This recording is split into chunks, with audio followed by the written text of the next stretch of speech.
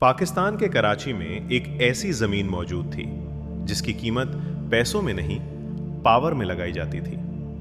1200 करोड़ की वो prime property जिसे देखकर अंडरवर्ल्ड के सबसे बड़े डॉन दाऊद इब्राहिम का दिल भी लालच से भर गया था। लेकिन दाऊद नहीं जानता था कि इस जमीन के रास्ते में एक ऐसा आदमी खड़ा है जो ना कानून मानता है ना डर। कराची का क्लिफ्टन इलाका, समंदर के बिल्कुल सामने, जहां दुनिया के अमीर अपने सपनों के महल बनाना चाहते थे। इस जमीन का असली मालिक एक पाकिस्तानी बिजनेसमैन था। सब कुछ सामान्य था जब तक दाऊद के लोगों की नजर इस जमीन पर नहीं पड़ी। फोन आया और साथ में आई धमकी, जमीन हमारे नाम कर दो वरना जान से हाथ धो बैठोगे। बिजनेसमैन पुलिस के पास गया, सरकार के दरवाजे खटखटाए, लेकिन हर जगह सिर्फ खामोशी मिली।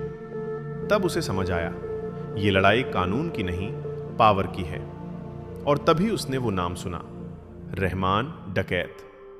लियारी, जहां फुटबॉल भी पैदा होता था और खौफ भी। यहीं से निकला था अब्दुल रहमान बलोच, जिसे दुनिया रहमान डकैत के नाम से जानती है। एक ऐसा इंसान जो गरीबों के लिए मसीहा था और दुश्मनों के लिए मौत का फरमान।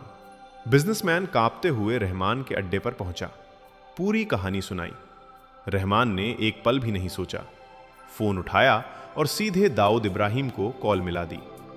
सुनो दाऊद, लियारी का रहमान बोल रहा हूं। जो जमीन तुम्हारे आदमी ने ली है उसे छोड़ दो। दूसरी तरफ कुछ सेकंड की खामोशी थी। दाऊद को लगा कोई मजाक कर रहा है, लेकिन रहमान ने दोबारा कहा, अगर उस जमीन पर एक भी ईंट हिली तो कराची का नक्शा बदल दूंगा। फोन कट गया और उसी पल जंग शुरू हो चुकी थी।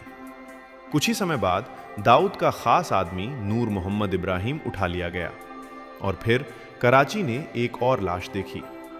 रहमान ने 200 से ज्यादा लोगों को प्रॉपर्टी साइट पर भेज दिया। दाऊद के गुर्गे डर के मारे पीछे हट गए।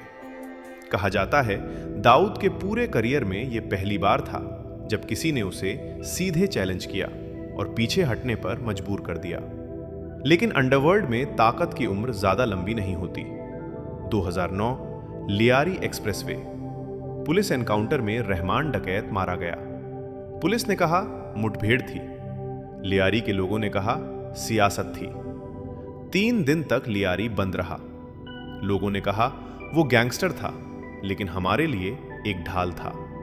अंडरवर्ल्ड में सबसे बड़ी जीत गोली से नहीं, डर से मिलती है। और कराची की उस कहानी में एक बार के लिए डर दाऊद इब्राहिम के हिस्से आया था।